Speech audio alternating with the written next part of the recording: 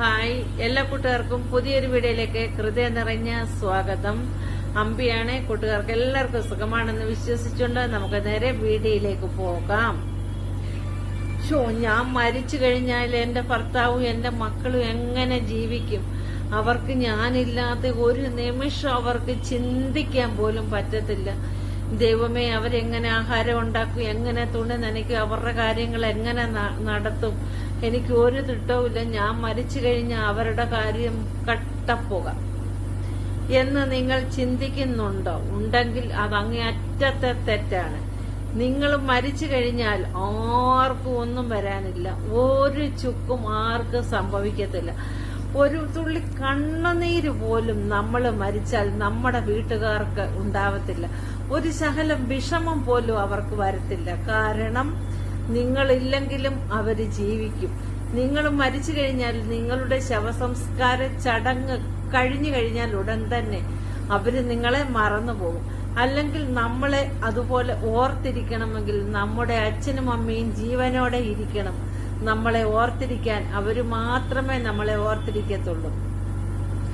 പിന്നെ നമുക്ക് മക്കളുണ്ടെങ്കിൽ, എല്ലാവരും ഇല്ല, നമ്മളെ സ്നേഹിക്കുന്ന മക്കളുണ്ടെങ്കിൽ അവർക്കും വിഷമം കാണും. അത് ഒരാഴ്ച രണ്ടാഴ്ച കഴിയുമ്പോൾ അവർക്കും അത് മറഞ്ഞു പോകും. ചിലരൊക്കെ ആകട്ടെ സ്വന്തം പെറ്റതള്ള മരിച്ച് തള്ളയുടെ ചടങ്ങ് കഴിയുന്നതിന് മുന്നായിട്ട്, അതായത് 16 അടിയന്തരം കഴിയുന്നതിന് മുന്നേ ബ്യൂട്ടി പാർലറിൽ പോയി മേക്കപ്പ് ചെയ്ത് ഒരുങ്ങി ഒരേ കളറിലെ ഡ്രസ്സൊക്കെ ഇട്ട് പുതിയ ഡ്രസ്സ് തയ്പ്പിച്ച് പുതിയ ഡ്രസ്സൊക്കെ ഇട്ടുകൊണ്ടാണ് അമ്മയുടെ അല്ലെ അച്ഛന്റെ അന്ത്യസംസ്കാര ചടങ്ങിൽ അവർ പങ്കെടുക്കുന്നത്. അല്ലെങ്കിൽ 16 അടിയന്തരം കഴിഞ്ഞ് അവര് അസ്ഥി കൊണ്ട് കളയാനായിട്ട് പോകുമ്പോൾ അവര് പുതിയ ഡ്രസ്സിട്ട് നല്ലവണ്ണം ഒരുങ്ങിയാണ് അവർ അസ്ഥി കളയുന്ന ചടങ്ങിലേക്ക് വരെ അവർ എത്തുന്നത്. പുതിയ ഡ്രസ്സ് വേണം. അവര് ബ്യൂട്ടി പാർലറിൽ പോയി മേക്കപ്പ് ചെയ്യും, തലമുടി സ്ട്രെയിറ്റ് ചെയ്യും, അല്ലെങ്കിൽ തലമുടിയിൽ പല പല കാര്യങ്ങൾ ചെയ്യും, മുഖത്ത് ഫേഷ്യൽ ചെയ്യും, മുഖത്ത് ബ്ലീച്ചിങ് ചെയ്യും, അതുപോലെ ത്രെഡിങ് ചെയ്യും. അപ്പൊ നമ്മുടെ അമ്മ മരിച്ചാലും നമ്മുടെ അച്ഛൻ മരിച്ചാലും ചിലർക്കൊന്നും ഒരു ദുഃഖമേ കാണത്തില്ല. പിന്നെയാണോ നമ്മളൊക്കെ മരിച്ചു കഴിഞ്ഞാൽ നമ്മുടെ ഭർത്താക്കന്മാരൊക്കെ കള്ളു കുടിച്ച് അവര് പാർട്ടി ആഘോഷിക്കും.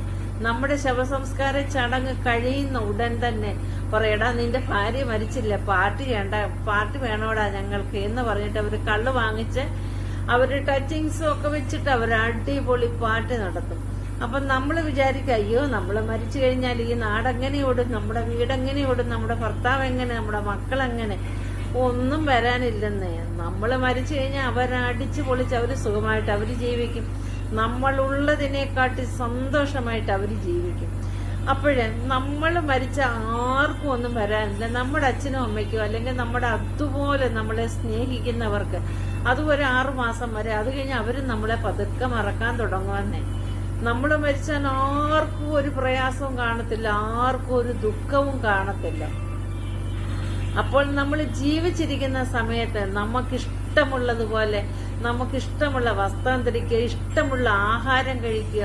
നമ്മൾ നാളേക്ക് വേണ്ടി, അയ്യോ നമ്മുടെ മക്കൾക്ക് വേണ്ടി, അയ്യോ നമ്മുടെ ഭർത്താവിന് വേണ്ടി, അയ്യോ നമ്മുടെ ഭാര്യയ്ക്ക് വേണ്ടി കരുതി വെക്കുന്നതൊന്നും നമ്മൾക്ക് കരുതി വെക്കേണ്ട കാര്യമേ ഇല്ല. അവർക്ക് വേണ്ടിയിട്ട് അവർ സ്വന്തമായിട്ട് കരുതട്ടെ. നമുക്കുള്ളതൊക്കെ നമ്മളിങ്ങനെ മിച്ചം വെച്ച് അയ്യോ നമ്മുടെ മക്കൾക്കാരുണ്ട്, അയ്യോ നമ്മൾ മരിച്ചു കഴിഞ്ഞാൽ എന്ത് ചെയ്യും, എങ്ങനെ ചെയ്യുമെന്നൊക്കെ നമ്മൾ ചിന്തിക്കുകയാണെങ്കിൽ, നമ്മൾ ചിന്തിച്ചുള്ളതൊക്കെ നമ്മൾ പിടിച്ചു വെച്ച് കഴിഞ്ഞാൽ നമ്മുടെ കാലശേഷം അവരതെടുക്കും. പക്ഷെ നമ്മൾ മരിച്ചു കഴിഞ്ഞാൽ നല്ല ഒരു വസ്ത്രം പോലും നമുക്ക്, നമ്മുടെ ലാസ്റ്റില് നമ്മളെ നല്ലൊരു വസ്ത്രം പോലും ഇട്ട് നമ്മളെ വിടത്തില്ല. ഒരു പുതിയ ഡ്രസ്സ് പോലും നമ്മൾ വാങ്ങിക്കത്തില്ല. ഉള്ള പഴയ ഡ്രസ്സിൽ നല്ലത് നോക്കി അതെടുത്ത് നമ്മുടെ ശരീരത്തെ അണിഞ്ഞ് നമ്മളെ ഒരുക്കി അവർ അന്ത്യയാത്ര നമുക്ക് തരും. അപ്പോഴേ നമ്മൾ കഷ്ടപ്പെട്ടുണ്ടാക്കുന്ന പൈസ കൊണ്ട് നമുക്ക് ഇഷ്ടമുള്ളിടത്ത് പോവുക, പാർക്കിൽ പോവുക, സിനിമ കാണാൻ പോവുക, ബീച്ചിൽ പോവുക, നമുക്ക് ഇഷ്ടമുള്ളിടത്ത് പോവുക, ഇഷ്ടമുള്ള ഭക്ഷണം കഴിക്കുക, ഇഷ്ടമുള്ളത് ചെയ്യുക. നാളത്തെ ദിവസം ആര് കാണുന്നു? നമ്മൾ ഉണ്ടാക്കുന്നതൊക്കെ നമ്മൾ ഇങ്ങനെ അടുക്കി വെച്ച് കഴിഞ്ഞാല് നമ്മൾ മരിച്ചു കഴിയുമ്പോൾ പൈസ അവരെടുക്കും. കാരണം നമ്മളെ അവർക്ക് ഇഷ്ടമല്ല, നമ്മുടെ പൈസയോടാണ് അവർക്കിഷ്ടം.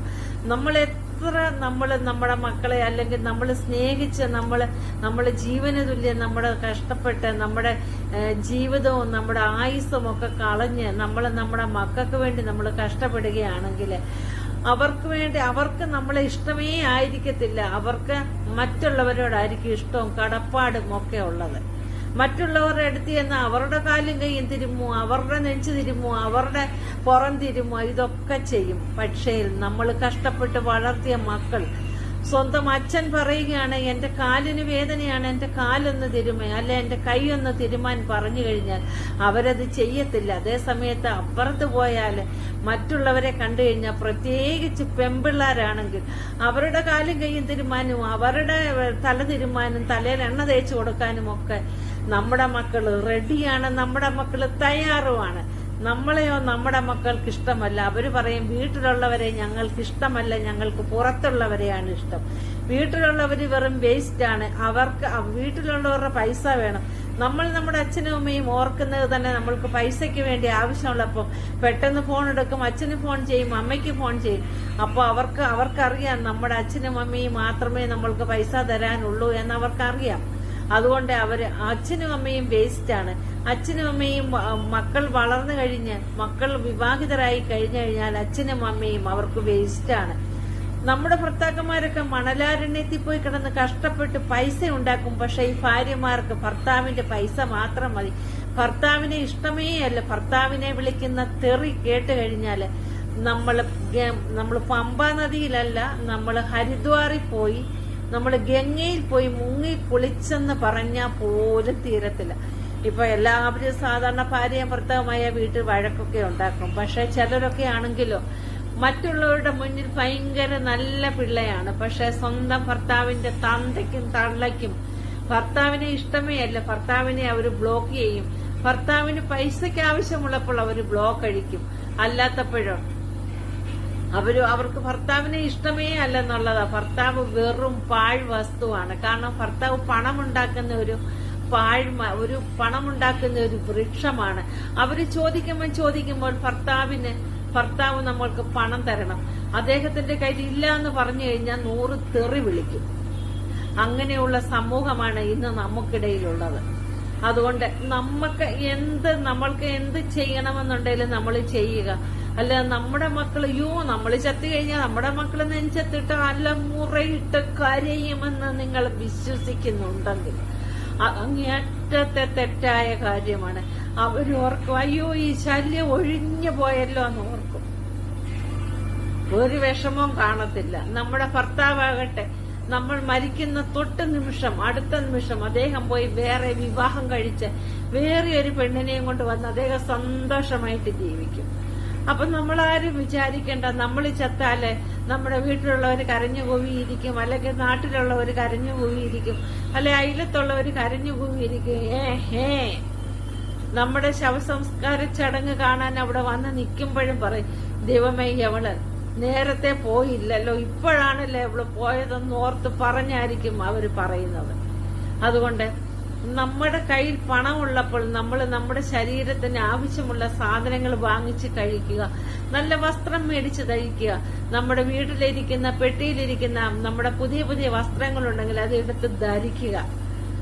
നാളത്തേക്ക് വേണ്ടി നമ്മളൊന്നും കരുതി വെക്കാതിരിക്കുക. നമ്മുടെ മക്കൾക്ക് വേണ്ടി, അല്ലെങ്കിൽ നമ്മുടെ ഭർത്താവിന് വേണ്ടി, ഭാര്യയ്ക്ക് വേണ്ടി നമ്മള് LIC അല്ലെ അങ്ങനെയുള്ള കാര്യങ്ങളോടെ എടുത്തു വെച്ചിട്ട് ഒരു പ്രയോജനമില്ലെന്ന്. ഒരു നിമിഷം പോലും നമ്മളെ ഓർക്കാത്ത മക്കൾക്ക് വേണ്ടി നമ്മൾ എന്തിനു ചെയ്യണം? നമ്മൾ വർഷങ്ങളോളം എവിടെയെങ്കിലും ആണെങ്കിൽ ഒരു ഫോൺ കോള് ചെയ്യാത്ത മക്കളെ നമ്മൾ എന്തിനു ഓർക്കണം? അവർക്ക് വേണ്ടി എന്തിനു നമ്മൾ സമയം ചിലവാക്കണം? അവർക്ക് വേണ്ടി എന്തിനു നമ്മൾ വിഷമിക്കണം? അവർക്ക് വേണ്ടി ഒന്നും നമ്മൾക്ക് ചെയ്യാനില്ല. അവർക്ക് വേണ്ടി ഒന്നും ചെയ്യാതിരിക്കുന്നത് തന്നെയാണ് നല്ലത്.